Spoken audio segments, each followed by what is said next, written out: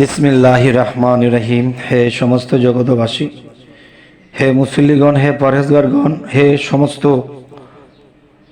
উলিয়া উলিয়া যারা পৃথিবীতে ছিলেন এবং যারা আছেন, সকলকেই স্মরণ করছি। আর একটি বিষয় হলো, দেখুন, কেউ যদি এরকম কিছু স্বপ্ন দেখে তাহলে আমরা কি বুঝব?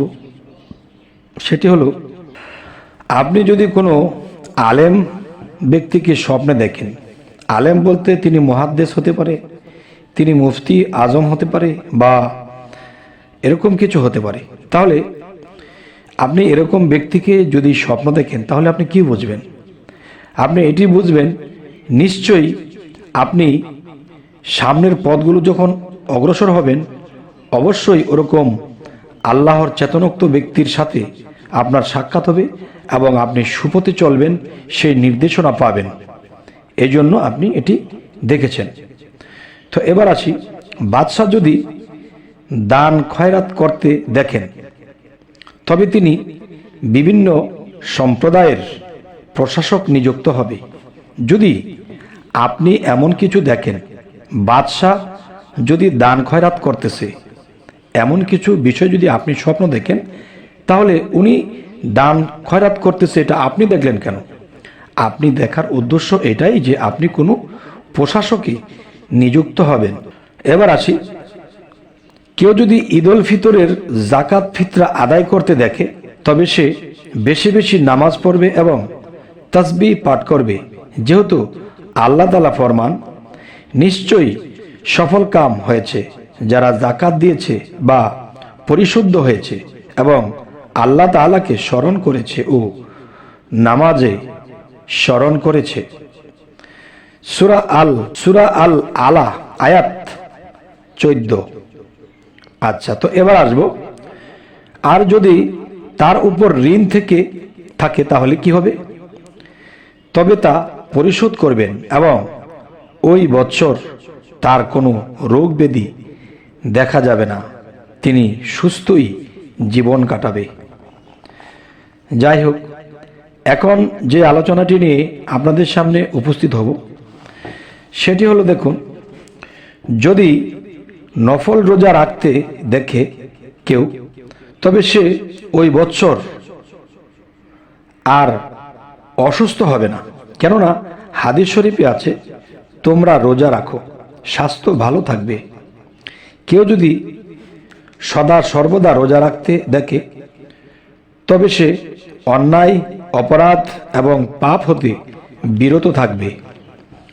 আচ্ছা, এবার আসি, কখনো রোজার ব্যাখ্যা চুপ থাকার দ্বারাও করা হয়। কেননা রোজার মূলেই রয়েছে চুপ থাকা, অর্থাৎ অনর্থক কথা এবং কার্যকর্ম পরিত্যাগ করা।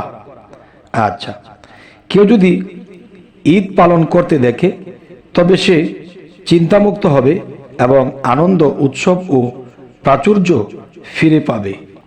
হে সমস্ত জগতবাসী, আজকের এখন যে কথাটি বলবো সেটি হলো, দেখুন, যদি দেখে যে কেউ কাবা হতে আনার চুরি করেছে, তবে সে কোনো মুহররম মহিলার সাথে অবৈধ কাজে লিপ্ত হবে। কথাটি আমি আবার বলছি, যদি কেহ দেখে যে কাবা হতে আনার চুরি করেছে, তবে সে কোনো মুহররম মহিলার সাথে অবৈধ কাজে লিপ্ত হবে।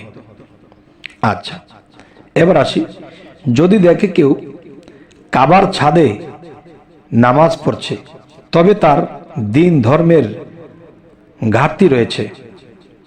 এবার আসি, যদি কেউ স্বপ্ন দেখে যে তাকে মক্কার কোনো কাজের প্রশাসক নিযুক্ত করা হয়েছে, তবে খলিফা তাকে কোনো কাজের দায়িত্ব প্রদান করবে। আচ্ছা, তো এবার আসি, যদি দেখে কেউ স্বপ্নে সে কাবার দিকে ফিরেছে, তবে তার দিন ধর্ম সহি ও উত্তম রয়েছে। এবার আসি, হযরত আবু সাআদ রহমতুল্লাহ, কেউ যদি হজ্জের মৌসুমে হজ করার জন্য বের হতে দেখে, আর সে যদি হজ করে না বা না করে থাকে, হজ নসিব হবে। অসুস্থ থাকলে আরোগ্য লাভ হবে, তিনি সুস্থ হয়ে যাবে। ঋণী থাকলে ঋণ আদায় হবে, ভয় থাকলে ভয় দূর হয়ে যাবে, দরিদ্র থাকলে সম্পদ লাভ হয়ে যাবে, সফরে থাকলে নিরাপদ থাকবে, ব্যবসায়ী হলে ব্যবসায় লাভবান হবে,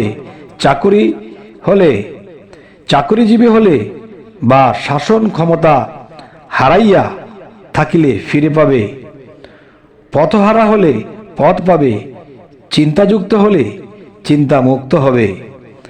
সুবহান আল্লাহ, সুবহান আল্লাহ। এবার আসি, যদি কেউ দেখে যে হজ্জের জন্য বের হয়েছে কিন্তু হজ করতে পারেনি, তবে শাসক চাকরিজীবী হলে চাকরিত্ব হবে, ব্যবসায়ী হলে ক্ষতিগ্রস্ত হবে, মুসাফির হলে তার উপর ডাকাতি হবে, সুস্থ থাকলে অসুস্থ হবে। যদি দেখে যে কেউ হজ বা উমরা আদায় করেছে, তবে দীর্ঘজীবী হবে ও তার কাজগুলো সফল হবে। আচ্ছা, কেউ যদি বাইতুল্লাহর তওয়াফ করতে দেখে, তবে কোনো ইমামের পক্ষ হতে কোনো সম্মানজনক কাজের দায়িত্ব প্রাপ্ত হবে। এবার আসি, যে কথাটি বলবো আপনাদের, যে বর্ণিত আছে যে এক ব্যক্তি ইমাম ইবনে শিরিন রহমতুল্লাহ এর কাছে এসে বলল, আমি কাবার ছাদে নামাজ পড়তে দেখেছি। ইমাম ইবনে শিরিন তিনি বললেন, সাবধান, আমি তো দেখছি তুমি ইসলাম হতে খারিজ হয়ে গেছো। নাউজুবিল্লাহ, আস্তাগফিরুল্লাহ। একজন জ্যামিতিকার স্বপ্নে দেখে যে সে পবিত্র মেহের শরীফ প্রবেশ করে কাবা ছাদে নামাজ পড়ছে। কোনো আব্বেরের কাছে উক্ত স্বপ্ন বর্ণনা করলে তিনি বললেন, তুমি নিরাপত্তা এবং বেলায়েত লাভ করবে, বা তুমি প্রশাসক নিযুক্ত হবে এবং তোমার মাযহাব অবৈধ এবং সুন্নতের বিরোধী হওয়া সত্ত্বেও দুনিয়া তোমার কাছে জমায়েত হবে। ফলাফল তাই হলো যে দেখুন, মানুষ যখন কিছু একটা করে এবং সেই কাজটি সুফল হবে ঠিক, কিন্তু অহংকারের কারণে মানুষের এই জিনিসগুলো ঘটে যায়।